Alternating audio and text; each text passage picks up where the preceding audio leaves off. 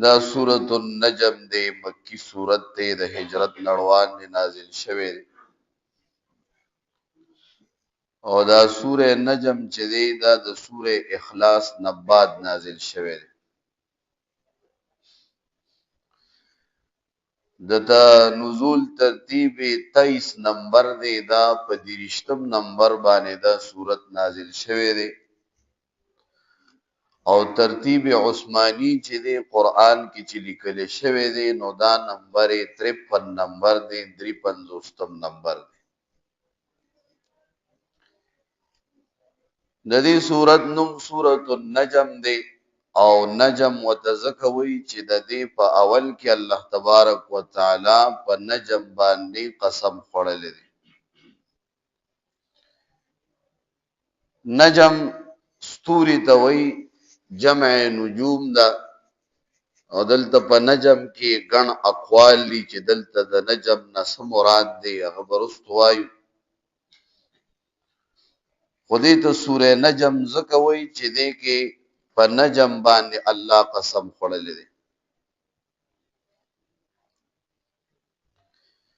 د دې سورت د مخکې سورت سره مناسبت دالي د سورې تور سره چې سورې تور چې دی هغه ختم شو نو هغې کې الله په آخر کې او فرمایل ومن اللیل فسبحه وادبار النجوم د ستورو نه بعد د ستورو د غیبېدلو نه بعد د الله تسبیح بیانوا په وخت د سبا کې دې سورت د مخکې سورت سره مناسبت دا دی چې مخکې سورت په ذکر د نجوم باندې ختم شوی دی د ستورو او دا سورت په ذکر د نجم باندې شروع شوی دی د دې سورت د فضیلت په باره کې عبد الله ابن مسعود رضی الله تعالی عنه فرمای چې دا غړومبي سورت چې کله دا نازل شو د سوره اخلاص نه بعد په 30 نمبر باندې مکه کې نازل شو نو دا د قران غړومبي سورت چې رسول الله صلی الله علیه وسلم د مشرکان وړاندې اعلانیه د دې سورت تلاوت وکړه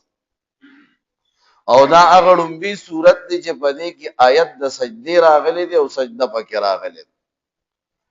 نو مؤمنانم موجودو مشرکانم موجودو دا الله رسول په خپل مبارک جب باندې د دې تلاوت شروع کو نو چې تلاوت شروع کو کله د سجدي آیت راغی نو رسول الله صلی الله علیه وسلم په سجده باندې پریوته صحابه کرام هم پریوته او ناشنا خبره دا و چې څومره مشرکان وو دا یې اوري دا غیم په سجده پریوته یو مشرک پکې په سجده پرې نه وته دا ډېر غټ حرامي دا الله د رسول او د دین وی دشمن په نوم کې اختلاف دی هغه پرې نه وته او د ډېر لوی د تکبر د وجه نه د ځمکې نه خور روچته کوغه په تندیو لګولوي بدا کافی ده زما سر او تندی خور او تور رسید نو خور او تخکته نشو خور روچته کړه او په تندی باندې اوله ګوله الله دغه ظالم ډیر په خراب مرګ باندې رستو مردار د دې صورت مبارک صاحب د تعطیر الانام فرمای ومن قرأ فی المنام سورۃ النجم او شیئا منها قرئت علیه هغه څوک چې په خوب کې د دې صورت تلاوت وکړو یا د دې د بعضی آیاتونو تلاوت وکړو یا بل چا تلاوت کو دا صورت وورید جعفر صادق سے فرمایي چې دلته الله زوی ورکی دا الله پلار کې او دا الله د دین د پاره او کدا زوی او اولاد غایب یا بل سو کې رکشي وي نو هغه رک بنده به الله پیدا کی په دې صورت کې الله تبارک وتعالى قسم خوري والنجم اذا هوا زما دې قسم وي پستوري باندې اذا هوا چې کله دا ساقط شي او دا اور زیگی د دې زوال شي ودلته نجم کې خبره دانا او نجم نړوان دی وو قسمیه دی الله قسم خوري په نجم باندې نو مخ کې مونږ ویلي دي چې رسول الله صلی الله علیه وسلم فرمای چې هغه څوک من حلف بغیر الله فقد اشرک بالله چا چې د الله نه غیر په بل شي باندې قسم او خوړ نه د الله سره شرک وکړي نو قسم خو اول خورما او که خوري نو د الله نه غیر په بل چا باندې قسم نه خوري چې زمانه پستورو قسم وي زمانه پس پګمې قسم وي زمانه په خپل بچو قسم وي زمانه ستا په سر قسم وي زمانه په رسول الله قسم وي زمانه په فرشتو قسم وي دا قسم قسم خورل دا منع دی الله رسول فرمای من حلف بغیر الله فقد اشرك بالله دا الله نه غیر چې د بل چا په نوم چا قسم او خوړه د الله سره شرک وکړو او الله د دې قانون لاندې نه راځي الله خالق او مالک ته په هر څه قسم خوړلی شي نو موږ پستورو قسم نشو خوړلی چې ته قسم خوري وې به د الله په ذات مې د قسم وي د الله په لویه مې د قسم وي د الله په قدرت مې د قسم وي د الله په نوم مې د قسم وي د الله په کلام کې چې د الله کوم صفات او احکام دي پاغي مې د قسم وي دا به نه وي چې په قران مې د قسم وي اگر چې زموږ عرف کې دا قسم دی که چا دا سي قسم وکړي چې په قران مې د قسم دی نو دا قسم دی او ګنام نه غوري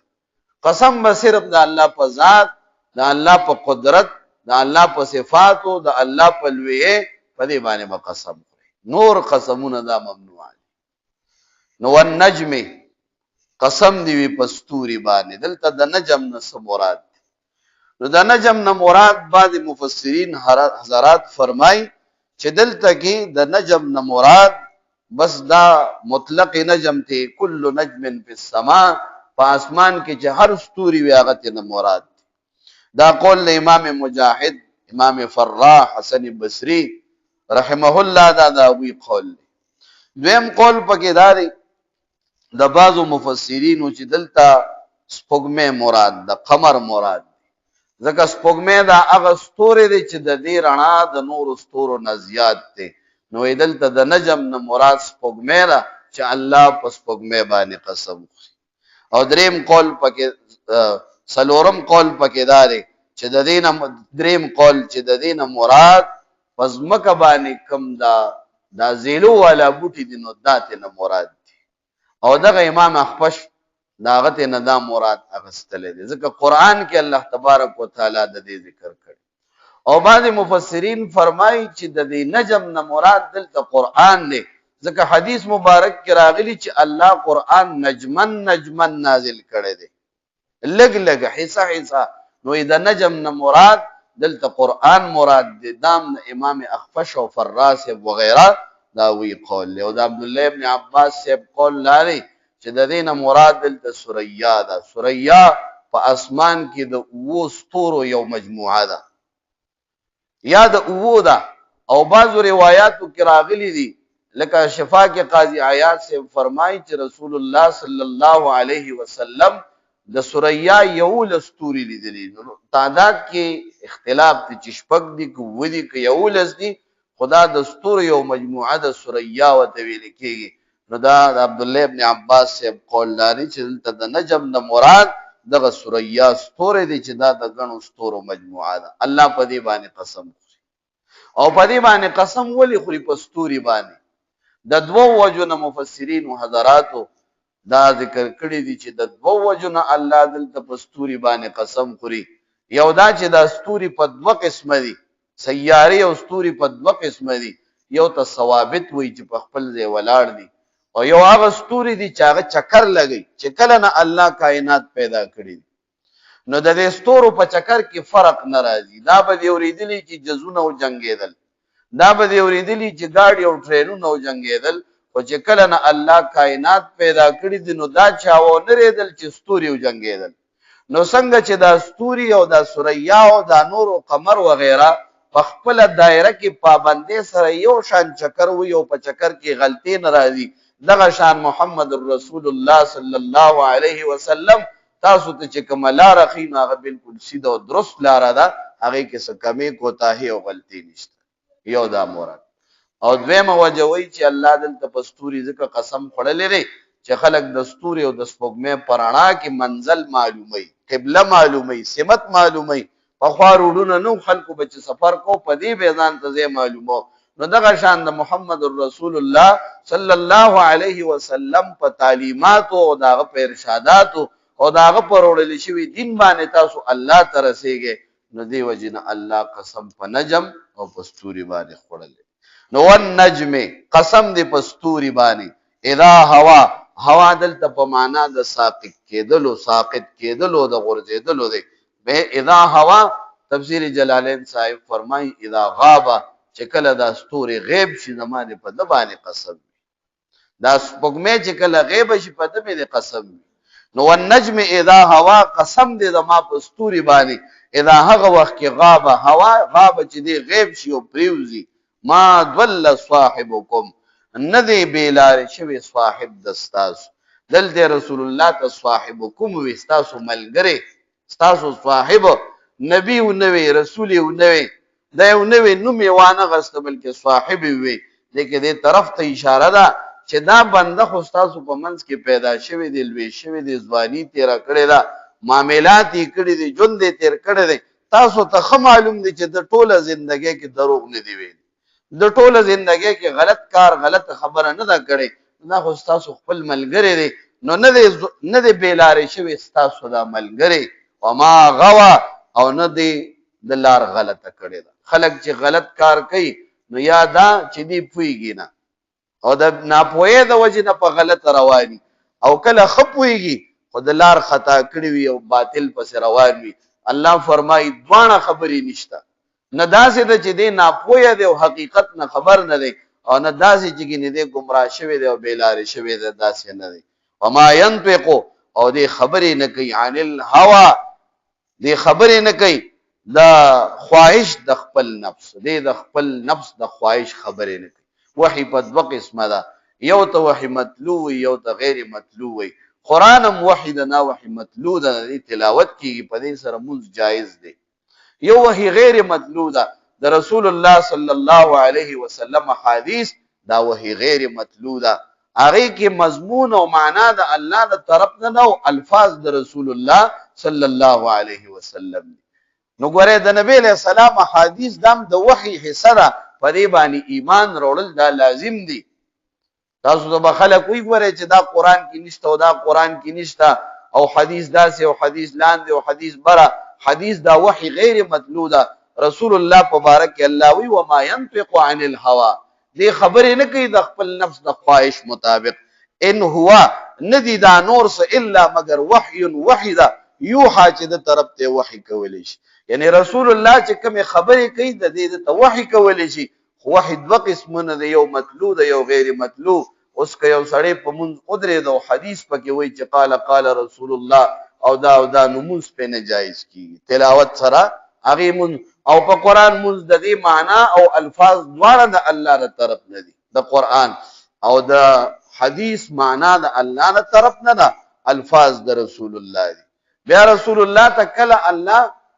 یو حکم بیان کی فیصله وکي او کله وته یو قاعده کلیه ذکر کی او دا هغه قاعده کلیه مطابق رسول الله اجتهاد کی او فیصله کوي. نو په دغه اجتهاد کې رسول الله خطا شي الله فورا خپل رسول ته وحی را لېږي او هغه خطا داغي اصلاح کوي. او عام عالم په خپل علم باندې اجتهاد کوي نو دې کله خطا شي او کله صحیح شي خو چې دې خطا شي نو امت الله هغه خواره باندې اجر او ثواب ورکي. او رسول الله که خطا شي هغه په خپل خطا باندې قائم نشي پاتې کېده ځکه الله وحی کوي او فورا هغه غلطه داغي اصلاح کوي. نو څنګه چې قران باندې ایمان لازم دی داسې په حدیث د رسول الله باندې او هم ایمان لازم دی خپل عقیده وکړه کساتو. اوس رسول الله صلی الله علیه وسلم کله دنیاوی امور کې یو خبره کړې ده او دا غي نه رجوع کړې ده چې کله مدینه منوره تراغه نو یو واقعیا دا غي ته تعبیری نخل وي دا ساينس والا دا زراعت والا وي چې دا پلانې ونه دلته کې میوه نه کوي نو د دې وجه دا چې دې سره دومره فاصله کې ماده نشته دا نر دي ماده نشته یا داونه ماده د نر نشته او یا داونه چې دي دا نر دي د دې سره ماده نشته یا د ماده سره نر نشته. نو چې یو فاصله کې د دې سره ماده موجود وي او نر نو د الله نظام دار چې د هوا په ذریعه سره چې کله دا د بورو کې نو دا بور د دې نه والو دی او د بلېونه سره ولګي دا غي ناغه حامل شي او پاغي باندې میوه راشي. اوس ګوره زمونږ علاقه کې چې کوم میوه نه کیږي نو ته بوټي وکړه خو خون نه کوي ځکه دغه نسل والا بوټي نور نشته په فاصله کې. نو د مدینه منوره خلکو به تعبیر نه خلکو اوس هم خلک کوي تعبیري نخل دې ته وایي چې کله به د کجورو بور ونیوه نو دوی به هغه نر او ماده د یو اونې بور به یې راواغېست او بلې اونې ته به وختل هغه بور به یې د هغې په بور باندې واچو نبی علیه السلام دې تپوس وکړو دا تاسو څه کوئ دا خو ډېر لوی کړاو دی چې یو اونې ته وخېږې او د هغې نه بور راوالې او بیا بلې اونې ته خېږې هغې باندې بور واچوئ بیا بلې ته خېږې ټول باغ ته تاسو خېږې ډېر ورځ هم پرې لګي دا تاسو څه کوئ جي دا مونږ تعبیري نښل کوو الله رسولو فرمایل داسې مه کوئ نو خلکو پرېښود د دنیا یو امر د دنیا او معامله و د دین سره خو د الله د رسول دا حکم چې دی نو دا د خواهش د نفس نو بلکې همدردي و چې تاسو ته خو ډېر تکلیف دی چې صحابو دا پرېښودل نو په هغه کال باندې خجورې کمې وشي ډېرې ونه شي رسول الله ته ووي نو نبی علیه الصلاة والسلام فرمایي ورته وفرمایل انما انا بشر مثلکم زه خو ستاسو په شان یو انسان یم اخطئ و اصیب زه خطا کېږم او کله درست کېږم کېدای شي په دې رای کې زه خطا شوی یم اذا امرتکم شیء من دینکم چې کله زه تاسو ته حکم د دین د یو کار کوم فخذوه نو په هغې باندې تاسو تک کوئ او غني سئ ان انتم اعلم بامور دنیاکم د دنیا په امورو کې تاسو زمانه علم ډېر دی یعنی زمینداری ستا کار دی نو ته زمانه په دې ډېر ښه پوهېږي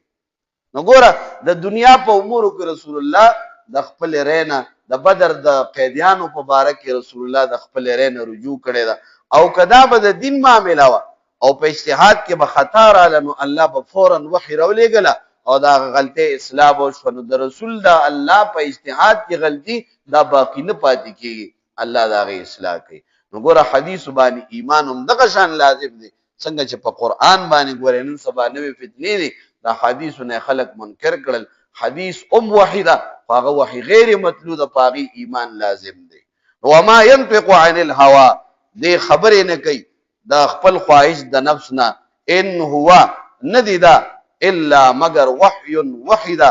یوحا چې دته دا وحي کولی شي د دې دا دی چې سوی او خبرې کوي دا جواب قسم دی دا وحي د زمانه پستورو باندې قسم وي چې کله دا غیب شي دا پیغمبر چې دی نو دې نه لارت خطا شوی ده نو گمراه شوی دی نه د خواهش د نفس خبرې کوي بلکې دې چې سوی نو دته د دې وحي کړی شوی ده او دا غي وحي مطابق خبرې کوي بس ته والنجم قسم دی پستوري باندې اذا هوا چې کله دا پروزي ما ضل صاحبكم ندی بیلار شوی صاحب ستاسو وما غوا او نه د لار غلطه کړی دا نه اتباع د باطل کړی دا وما ينطق او دی خبرې نه کوي عن الهوا د نفس د خواهش مطابق د خپل نفس په خواهش کې خبرې نه کوي ان هو ندی دا نور څه الا مگر وحي دا یوحا چې دته وحي کولی شي د الله د طرفنا سبحان ربك رب العزة عما يصفون وسلام على المرسلين